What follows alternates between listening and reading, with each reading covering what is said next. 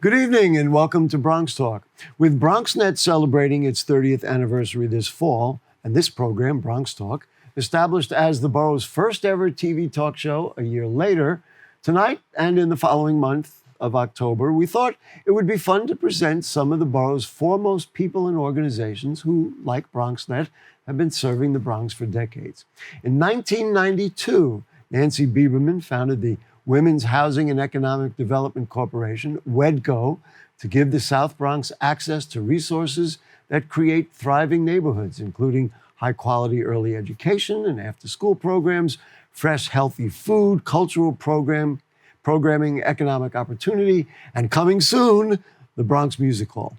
Then a year later, in June of 1993, just 1 month before BronxNet turned on its lights, the South Bronx-based We Stay Nos Quedamos was established by Yolanda Garcia.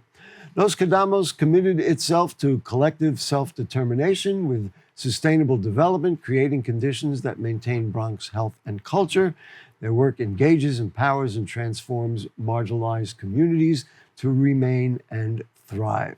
And so, carrying on the legacy with these two pillars of sustainable development in the Bronx, please join me in welcoming to BronxTalk the president of WHEDco. It is Davon Russel. Nice to have you with us, sir. Thank you for having me, Gary. And the president and CEO of Nos Quedamos, Jessica Clemente. Nice to have you with us. Thank you. I want to just start. I mentioned to you both before the show, there's something in common here. The era that you were both started, the era that BronxNet started, was really finally this emerging from the devastation of the South Bronx and people putting a stake in the ground in the Bronx and saying, you know what, we got to do better. And so there's a lot in common. There are some differences. Davon, let's just start. WHEDco. Nancy started it.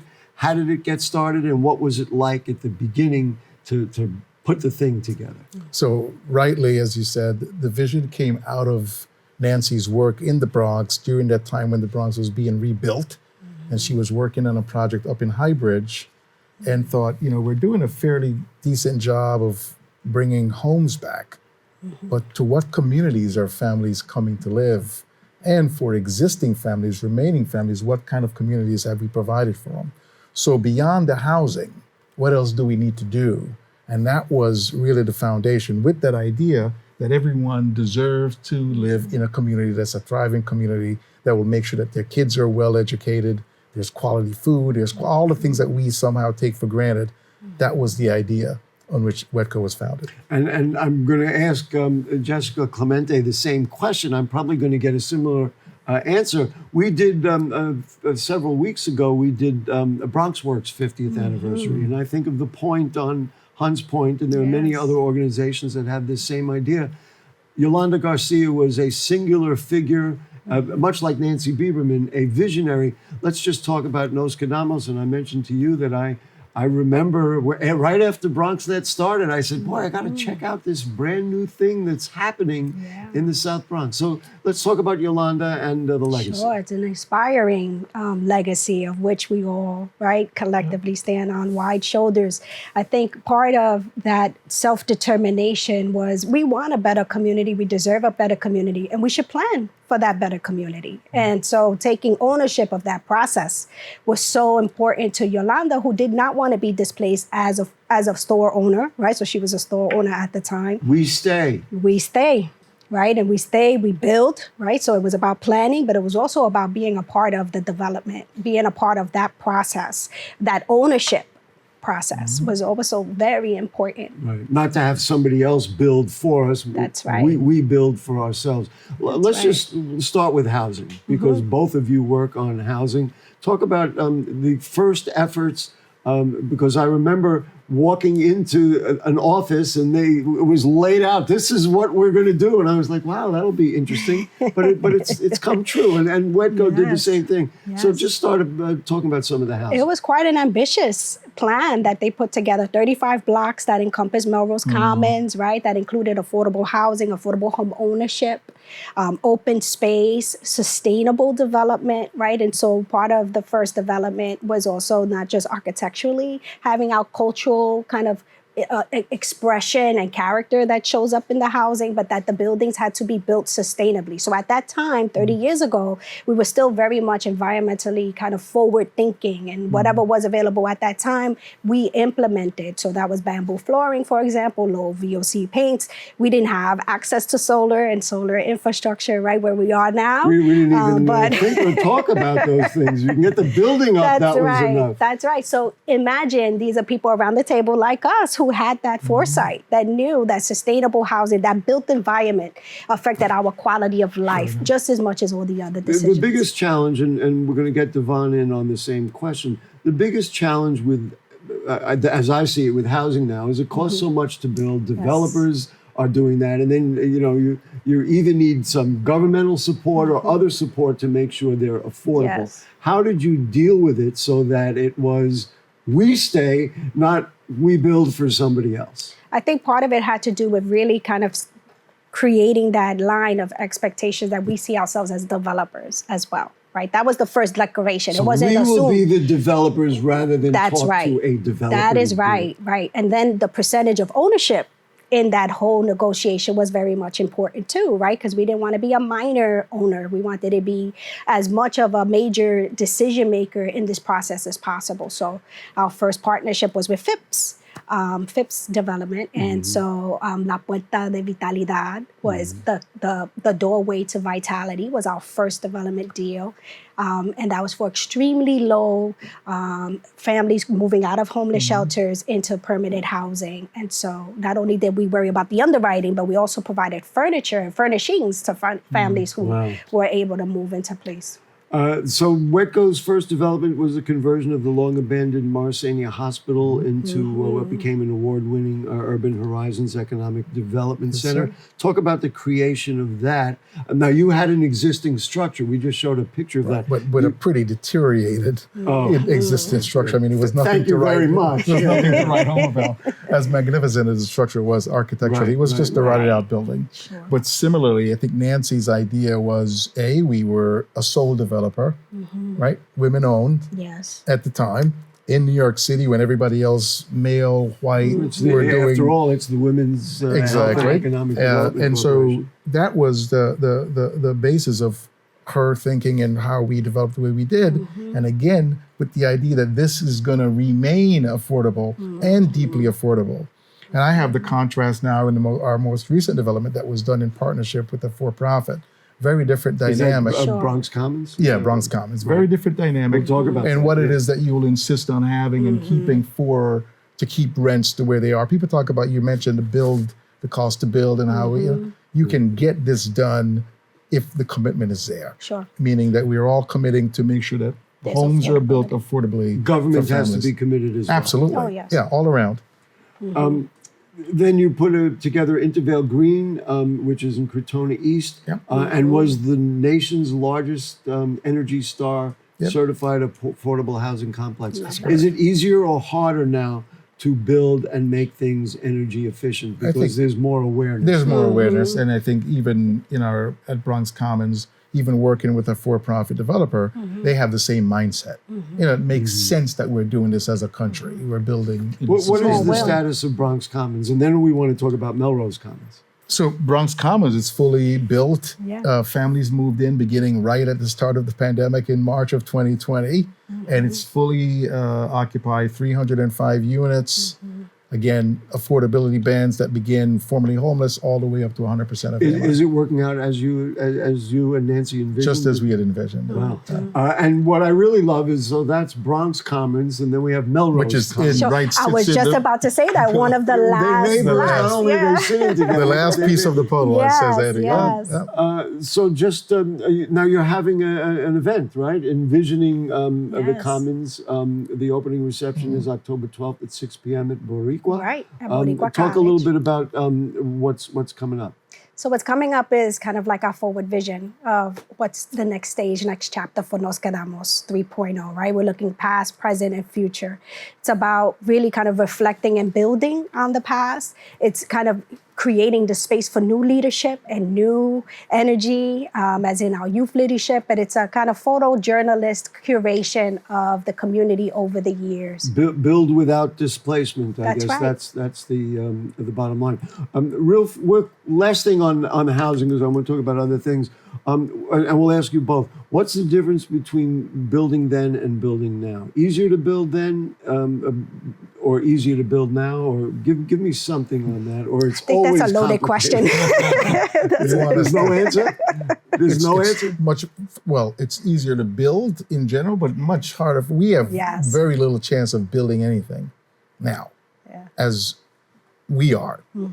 Non-for-profit, Yep. Brown owned and run. No, not happening. Yes, I also I agree. I also want to make the relationship that it was two women who started Absolutely. each one of That's these right. organizations. That's So right. let people make their own judgments. Let's talk about commercial revitalization. Okay. Now you started with, well, I thought it was brilliant. And I remember, again, BronxNet's been here all this time. Hearing that there was going to be a culinary program in the buildings. And I was like, wait a minute, why are we doing this? Talk about the creation of that So and one of how the- that has worked to spur development, personal development, Yes. economic development, et One of the cetera. things that was true of Yolanda and was very true of Nancy was the listening and understanding what was happening in these neighborhoods. The people that thought, well, nothing is happening, a lot was happening. That's right. And one of the things that came out of the listening in terms of thinking about what we're doing is the role of food. And whether it's food business, food access, all of it. And what we learned was that there are a lot of people who were making food Right. in their units at home, which of course violates if they want to put it out for Again, I'm saying consumption. the women's economic health and economic development, and all those women. So they got opportunities. You built a Exactly. kitchen, That's right. and then women maybe started their own That's businesses correct. or used those skills. Or learned in a culinary training program how to enter the food business. And we heard just a moment ago that Yolanda Garcia was a business owner. Talk about, Yes. what Davon said was, okay, so you build the houses, but now we've Right. got to develop. Talk Right. about what Nos Quedamos has done in that realm. I think what's very interesting is that at the time, even the proposal of mixed-use housing, where you had commercial underlay and residential on the top, was pretty significant to know that these were conversations that were happening around the table. So that proposal to even just establish that kind of setup, I would say, it came out of our community, Sure enough. right? And now it's a rule of thumb. It's already a common practice where you Yes. have commercial underlay and then residential on the top. So I think that in itself kind of created that workspace to generate the support for entrepreneurs. And then all told, Gary, we're talking about 1 million square feet of commercial space that was built out of Melrose Commons through the urban renewal plan. Is it still healthy? Because I see a lot of places and a lot of neighborhoods, a lot of Bronx neighborhoods that used to have good stores, but of course the pandemic wore Yes. down a lot of local businesses and all those things. Yes, the What's pandemic the did a health lot of of it damage. right now? The pandemic did a significant damage, I would say. I think overall, you want to look at just how they've been able to get supported before the pandemic and how they were able to sustain after the pandemic. That's the first thing, right? Because there were conditions that were in place before COVID. It's just not COVID Right. that had the impact, right? It was kind of what's been building up towards COVID. Similarly with the food security, right? And how that was a major impact. You have dealt with this food insecurity thing very directly, right? yes. Let's talk about how. And directly And largely or more pronounced because of the pandemic? more pronounced, sadly, because of the pandemic. But we all knew that people were Vulnerable. insecure and vulnerable. Yeah. The pandemic, of course. I remember getting the call in April and was a friend of mine. And he said, Davon, one of the things that happens during these world events, that you focus on the world event, and then all of a sudden you realize, oh my God, people are going hungry. Yes. This happened at World War I, it happened in World War II, you know. So what can we do? And I said, well, let's talk about it. What we learned was that because it was a pandemic, you couldn't do what we normally would do. You would invite people into the place and you would get food for them. Couldn't do that anymore, right? You know, there's no transaction that was done in person. Of course. So what we did was we raised money to purchase grocery cards. And there came some autonomy. People had grocery cards. They could go to one of 3 supermarkets that we partnered with, one of 2 supermarkets we partnered with, and they were able to purchase what they needed. And that continues up until today. You expressed to me before the show that a lot of the supports that were delivered during the pandemic, governmental support specifically from the federal government, that dried up. Yeah. The fact that it dried up has had impact. Absolutely. Oh, yes. I mean, we can both talk to you about the fact that Clearly you're both nodding your heads about it. Pandemic era SNAP, right? That enhanced SNAP, once that ended a few months ago, what we witnessed, people are rationing food. Yeah. This is the United States of America. This is New York City. People are rationing food. Making decisions about whether you pay rent, you get food, medication, right? I mean, we're talking about a lot of... Listen, I see the friendly fridge and people lined up, people coming off the subway, working people. Yes. Our quick study that we did, you know, we had about 200 and some odd people respond.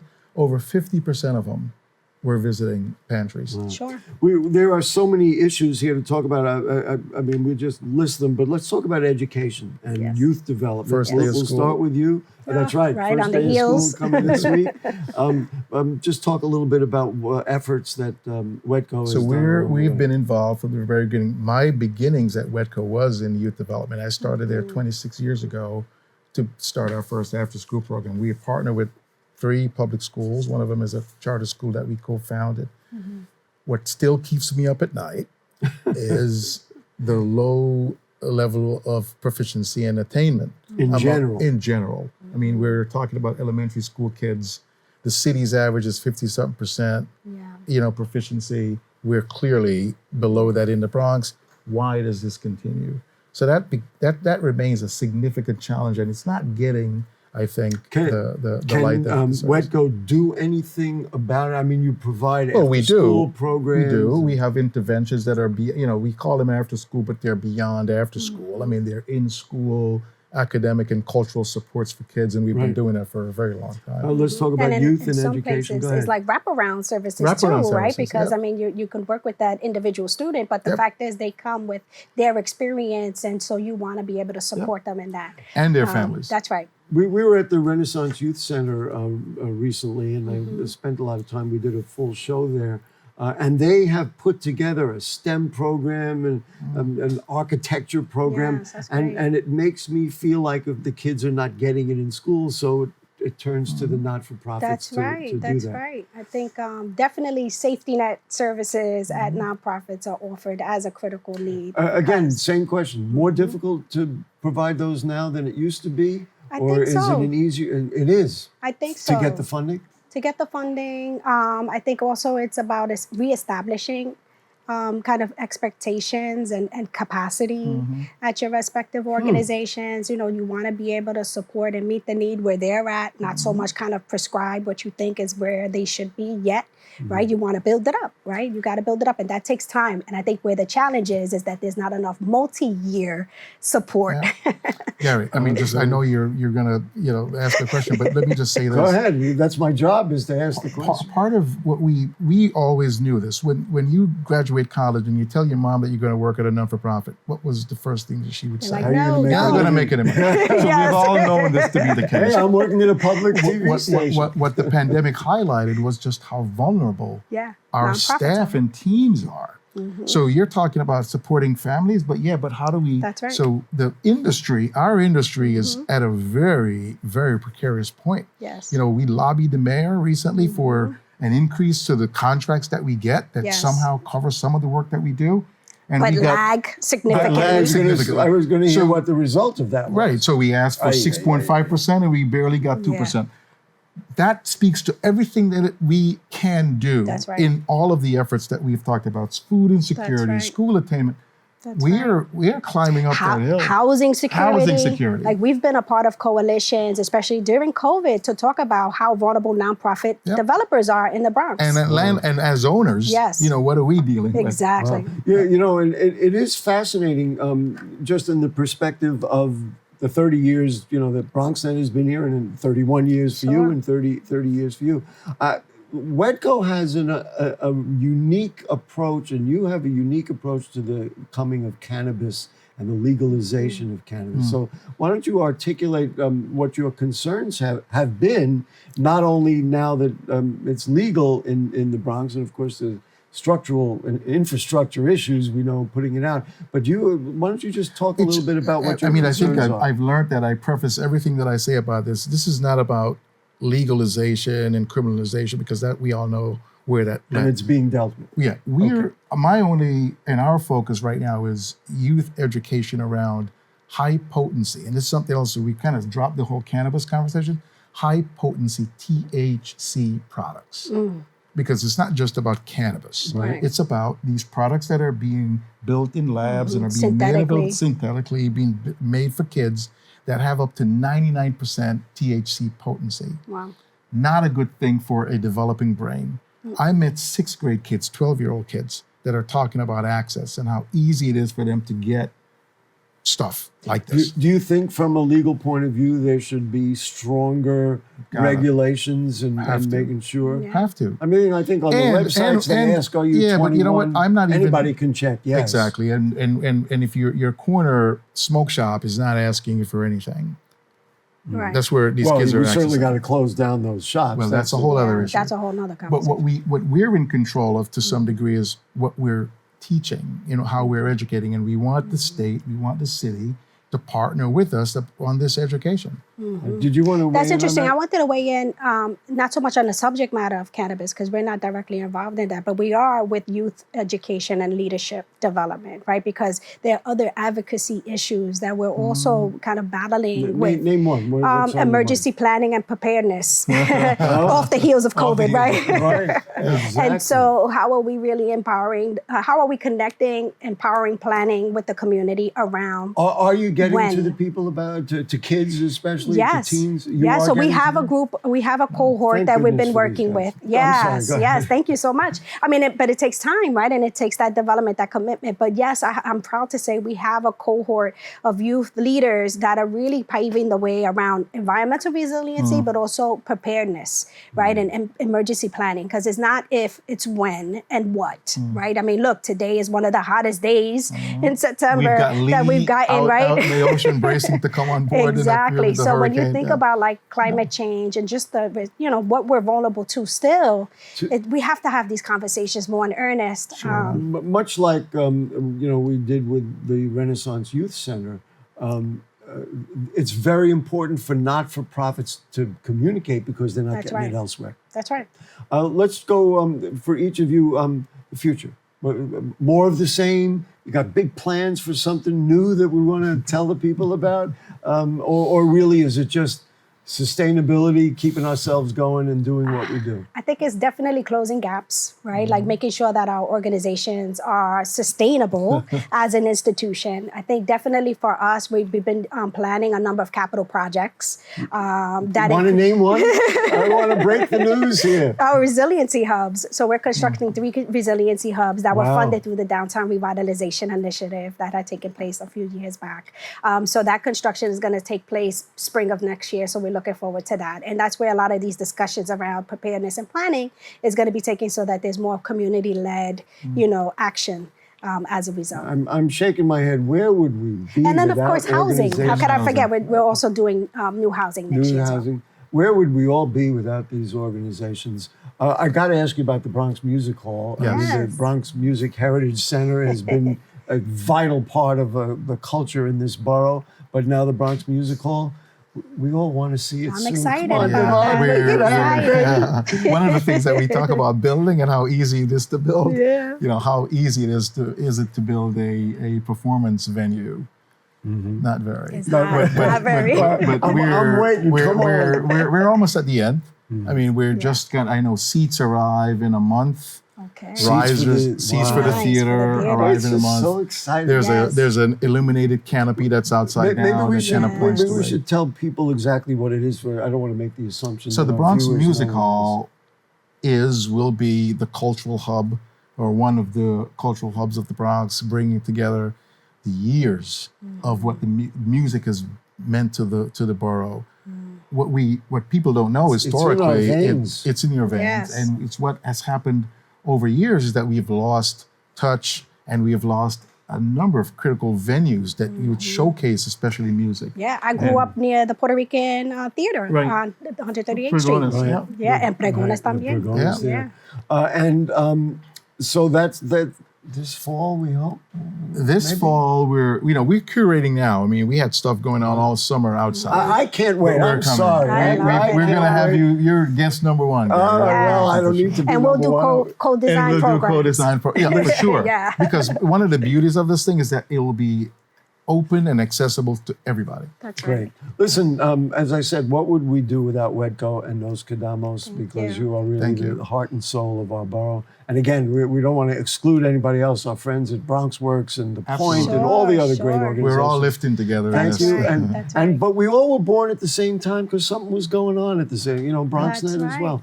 Anyway, thank you so much, Davon, Thank you for Russel, having us. and Thank you. Jessica Clemente. One note before we go, this program will debut on BronxNet on 9/11. It's a date that resonates for all of us, and that too is part of the BronxNet legacy. I recall the morning after 9/11, I was on the air with a program called BronxTalk AM, a BronxNet morning show that was the grandfather of our now well-established magazine show, Open. I was on the phone right at that moment with Congressman Jose Serrano as he drove into a locked down Washington, D.C., telling us live on the air that it was the first time he had ever had to show his credentials to get into the nation's capital. The world had changed. BronxNet was there. And everyone here at BronxNet, of course, remembers those lives lost on that terrible day. And we say a prayer and wish everybody well. For tonight, though, thank you again to our guests for joining us. And we thank our producer, Rebecca Hemmick, our director, Joe Boonchan. And, of course, we have a cast of thousands working with us here in the studio. Now, next week, totally different. She's never been here before. We will have the State Inspector General with us. And they handle a whole aspect of life that we've never really covered. And that'll be interesting. So if the curtain don't fall and the creek don't rise, we'll be back. We'll see you again next week. Congratulations again.